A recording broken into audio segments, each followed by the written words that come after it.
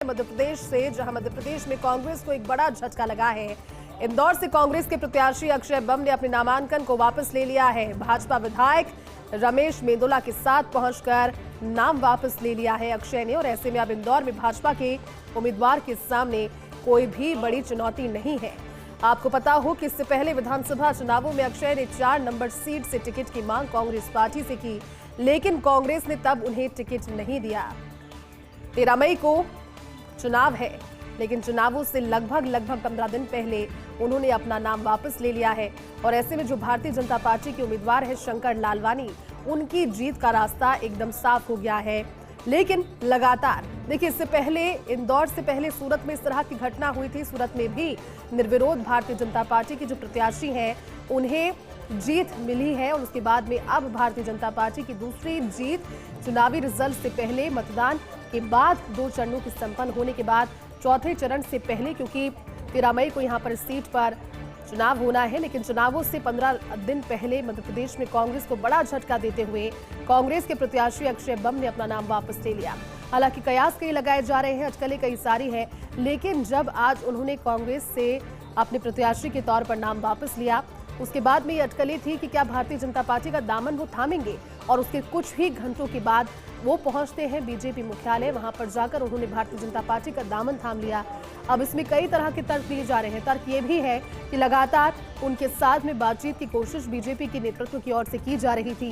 कई सारी बातों के बीच देखना ये महत्वपूर्ण होगा कि कांग्रेस का तोड़ कांग्रेस के पास इस घटना का तोड़ क्या रहेगा, क्योंकि फिलहाल जो ट्रैक है वो शंकर लालवानी की जीत को दिखाता हुआ नजर आ रहा है। लेकिन इससे पहले आपको ज्ञात हो, क्योंकि पहली दफा वो चुनाव लड़ रहे हैं और पहली ही दफा इतने बड़े चुनाव, लोकसभा चुनावों में प्रत्याशी के तौर पर उनका कांग्रेस पार्टी की ओर से मैदान में उतरना, लेकिन उसके बाद में उदासीनता नजर आना, और उसके बाद कांग्रेस से मोहभंग होकर भारतीय जनता पार्टी का दामन थाम लेना। दुबई में बनेगा दुनिया का सबसे बड़ा एयरपोर्ट। यूएई शासक शेख मोहम्मद बिन राशिद अल मखतूम ने इसकी घोषणा कर दी, और अगले 10 सालों में एयरपोर्ट बनकर तैयार हो जाएगा। सबसे बड़ा, सबसे खूबसूरत, सबसे विशाल एयरपोर्ट होगा। वर्तमान में दुबई के एयरपोर्ट से 5 गुना बड़ा होगा। जो वर्तमान में दुबई का एयरपोर्ट है वो अपने आप में बेहद खूबसूरत सुविधाओं से लैस है, लेकिन उस एयरपोर्ट से भी 5 गुना बड़ा ये एयरपोर्ट होगा।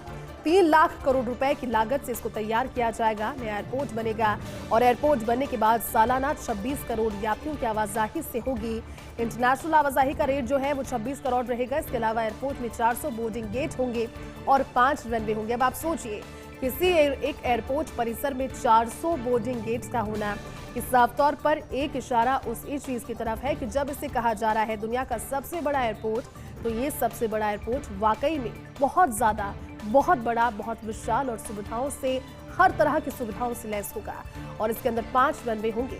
70 वर्ग किलोमीटर में बनने वाले इस एयरपोर्ट के लिए 5 पैसेंजर टर्मिनल बिल्डिंग्स भी बनाई जाएंगी। सुप्रीम कोर्ट से केएन मलाई को राहत। हेट स्पीच के मामले में कार्रवाई पर रोक लगी रहेगी। अक्टूबर 2022 में ईसाई एनजीओ को लेकर के बयान उन्होंने दिया था। पीठ ने शिकायतकर्ता से 6 सप्ताह के भीतर जवाब दाखिल करने के लिए कहा। अब हेट स्पीच के मामले को रद्द करने की याचिका सुप्रीम कोर्ट में दायर की गई है। हालांकि फिलहाल जो बात सामने आई है वो ये है, क्योंकि सुप्रीम कोर्ट की राहत अभी भी केएन मलाई के लिए बरकरार है। हेट स्पीच का मामला था, विवादित बयान का मामला था। हालांकि चुनावों के नजदीक आते आते इस तरह की बयानबाजियां पार्टियां और उनके जो चेहरे हैं वो करने लगते हैं, लेकिन अन्नामलाई ने अक्टूबर 2022 में ही ईसाई एनजीओ को लेकर के बड़ा बयान दिया था, जिसकी काफी आलोचना भी हुई थी। पीठ ने शिकायतकर्ता से 6 सप्ताह के भीतर इस मामले में जवाब दाखिल करने के लिए कहा। अब हेट स्पीच के मामले को रद्द करने की याचिका सुप्रीम कोर्ट में दायर की गई है। पश्चिम बंगाल शिक्षक भर्ती को रद्द करने का मामला, इस पर बात अब कर लेते हैं। तो पश्चिम बंगाल सरकार को सुप्रीम कोर्ट से फिलहाल इस मामले में राहत नजर नहीं आ रही, यानी कि सुप्रीम कोर्ट का दरवाजा जब खटखटाया गया तो फिर फिलहाल वहां से राहत की जो उम्मीद थी वो ध्वस्त हुई है। पश्चिम बंगाल शिक्षक भर्ती रद्द करने का ये मामला है। भर्ती को रद्द करने के कलकत्ता हाईकोर्ट के आदेश पर अभी फिलहाल कोई भी रोक नहीं लगाई गई है। सुप्रीम कोर्ट ने कोलकाता हाईकोर्ट के आदेश पर रोक लगाने से साफ तौर पर फिलहाल प्राथमिक दृष्टि से इनकार किया है। हालांकि सुप्रीम कोर्ट ने हाईकोर्ट के आदेश के एक हिस्से पर रोक लगाई। पश्चिम बंगाल सरकार की याचिका पर सुप्रीम कोर्ट में सोमवार को फिर से सुनवाई होगी। इस मामले में सीबीआई जांच के आदेश पर सुप्रीम कोर्ट ने रोक लगाई, यानी कि कुल मिलाकर के जिस भी बिंदु पर प्राथमिक तरीके से जो याचिका दायर की गई थी उस पर जब सुप्रीम कोर्ट में सुनवाई हुई तो पश्चिम बंगाल सरकार का वो मामला जिसमें शिक्षक भर्ती की परीक्षा को रद्द करने के मामले में कई लोगों ने अदालत के दरवाजे को खटखटाया था, लेकिन फिलहाल पश्चिम बंगाल सरकार को सुप्रीम कोर्ट से राहत नहीं मिली क्योंकि सरकार की ओर से भी इसमें अपनी दलीलें दी गई। भर्ती को रद्द करने के कलकत्ता हाईकोर्ट के आदेश पर रोक नहीं और सुप्रीम कोर्ट ने हाईकोर्ट के आदेश पर रोक लगाने से इनकार कर दिया है। गिरिराज परिक्रमा मार्ग में पक्के मकान मार्ग तोड़ने पर रोक। सुप्रीम कोर्ट ने एनजीटी के मार्ग को तोड़ने के आदेश पर रोक लगाई है। राजस्थान सरकार को सुप्रीम कोर्ट से इस मामले में बड़ी राहत भी मिली है। दरअसल राजस्थान सरकार की अपील सुप्रीम कोर्ट ने सुनवाई के लिए मंजूर कर ली है। सुप्रीम कोर्ट ने मामले में संबंधित पक्षों को नोटिस भेजा है। इस मामले में अगली सुनवाई 2 महीने के बाद होगी। एनजीटी ने अपने आदेश में कच्चे और पक्के मार्ग में से पक्के मार्ग को तोड़ने का आदेश दिया। राजस्थान सरकार ने एनजीटी के आदेश को सुप्रीम कोर्ट में चुनौती दी। राजस्थान सरकार की ओर से एएजी शिवमंगल शर्मा ने इस मामले में पैरवी की, यानी कि अगर इस तरह से समझने की कोशिश की जाए क्योंकि गिरिराज परिक्रमा मार्ग के निर्माण का ये मामला है। इस दौरान बीच रास्ते में कई बार पक्के मकान जो मार्ग था उसको तोड़ने पर रोक लगाने के बाद और सुप्रीम कोर्ट के एनजीटी में मार्ग को तोड़ने के आदेश पर रोक लगाया गया है, यानी कि किसी भी परिस्थिति में फिलहाल ये कार्य नहीं किया जाएगा। राजस्थान सरकार को सुप्रीम कोर्ट से बड़ी राहत मिली है। राजस्थान सरकार की अपील सुप्रीम कोर्ट ने सुनवाई के लिए इस मामले को लेकर मंजूर की है। चलिए बात कर लेते हैं मुख्यमंत्री आयुष्मान आरोग्य योजना से जुड़ी हुई बड़ी खबर की। जिन परिवारों की पॉलिसी वैधता अवधि 30 अप्रैल को समाप्त हो रही है उन्हें पॉलिसी नवीनीकरण होने पर ही 1 मई 2024 से फायदा मिलेगा। ये बड़ी खबर है, करने योग्य खबर है। जल्दबाजी इसमें दिखानी होगी क्योंकि तारीख नजदीक है।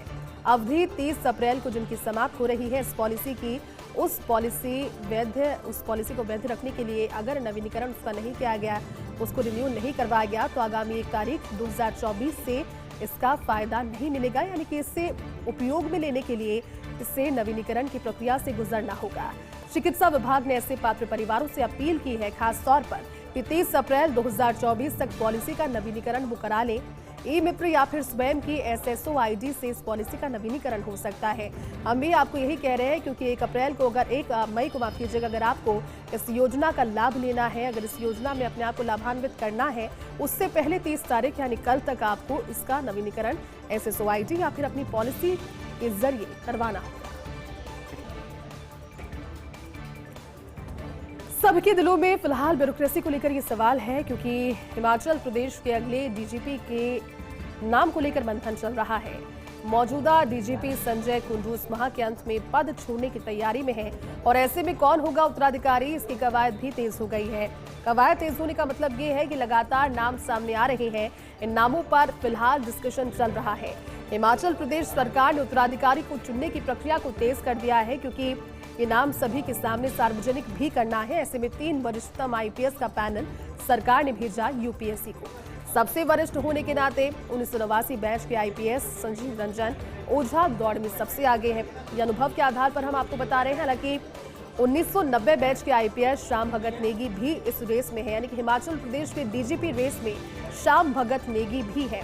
आपको बताएं कि वर्तमान में भारत सरकार के कैबिनेट सचिवालय में विशेष सचिव के रूप में वो कार्यरत है।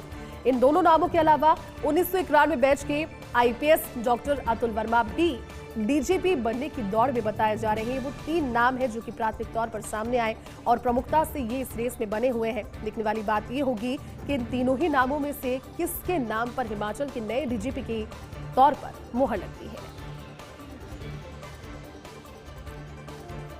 T20 विश्व कप के लिए संजू सैमसन पहली पसंद। आईपीएल 2024 में तूफानी फॉर्म में चल रहे हैं संजू सैमसन। राजस्थान रॉयल्स के कप्तान है। कैप्टन के तौर पर धुआंधार पारी अपनी और अपनी टीम की लगातार शानदार परफॉर्मेंस संजू सैमसन मेंटेन कर रहे हैं। अब तक 9 पारियों की अगर बात की जाए तो 77 की औसत और 161.09 के स्ट्राइक रेट से उन्होंने 385 रन बनाए हैं। 27 अप्रैल से पहले केएल राहुल और ऋषभ पंत भी इस दौड़ में चल रहे थे, लेकिन उस दिन राजस्थान का लखनऊ से मुकाबला था। बहुत शानदार ये मुकाबला आईपीएल के मैच के दौरान कप्तान सैमसन ने अपनी परिपक्वता दिखाते हुए 48 गेंदों में महज 48 गेंदों में 76 रन की पारी बनाई और जीत अपनी टीम को दिलाई। इसी सूझबूझ भरी पारी के बाद ESPN क्विन इन्फो की रिपोर्ट के अनुसार सैमसन फर्स्ट चॉइस बने हैं इस टूर्नामेंट के लिए और ऐसे में चर्चा ये भी है कि KL राहुल और ऋषभ पंत का पत्ता इस जगह से, इस पद से, इस रेस से कट सकता है। हैं शेयर बाजार की जिसे मजबूत क्लोजिंग मिली है। सेंसेक्स 941 अंक चढ़ गया है और निफ्टी 22,650 के करीब पहुंची है। अगर आज ही के सेंसेक्स और निफ्टी पर बात कर ले तो हरे निशान पर खुले और मजबूती के साथ बढ़त बनाते हुए बंद भी हुए। सेंसेक्स 941.12 अंकों की बढ़त के साथ 74,671.28 पर बंद हुआ, जबकि निफ्टी 223.46 अंक मजबूत होकर 22,643.40 पर बंद हुआ।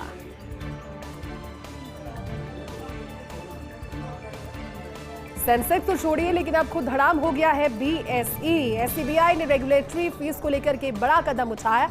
दरअसल SEBI ने BSE को 165 करोड़ रुपए का बिल थमा दिया है और उसके बाद BSE के शेयर्स में 13.31% की गिरावट दर्ज की गई। 2017 में लिस्टिंग के बाद से ही BSE के शेयरों में ये अब तक की सबसे बड़ी गिरावट है। अब देखना ये जरूरी होगा कि इतनी बड़ी गिरावट से कैसे कोप अप करती है BSE।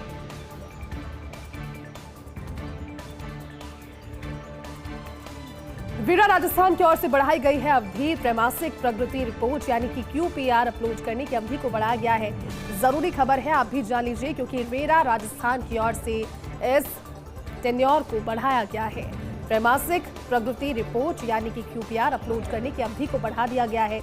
अब प्रोजेक्ट की जनवरी से मार्च तक की QPR को अपलोड किया जाएगा।